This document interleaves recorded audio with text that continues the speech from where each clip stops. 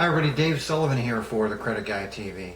I've come across a lot of credit reports lately that have some credit accounts or collection accounts that have been churned or turned over. And what happens is these collection companies can actually hold a debt on a credit report for really up to 7.5 years before it has to be removed per the Fair Credit Reporting Act.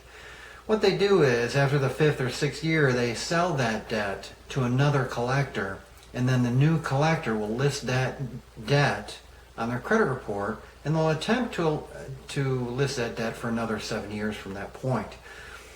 Except for that's not actually allowed per the Fair Credit Reporting Act. So the date of first delinquency that leads to the collection always remains the same, and there's only 7 years that they can collect. It's actually 7.5 years that they can leave that on your credit report before they have to remove it.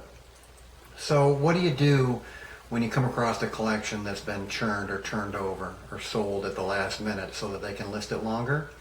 Well, validation of debt letter, which is a video I did here, I'll point to that as the best way. But really at this point, when you have a collector really not obeying the laws, you may need to get an attorney. Now, I'm not talking about somebody who was in a different industry and then wound up in a credit repair company. I'm talking about a real attorney who can take this type of a case for you and get it resolved fairly quickly. Hopefully the debt is large enough that it actually makes it worthwhile, but many times the debt is just a few dollars. So validation of debt letter is your first move.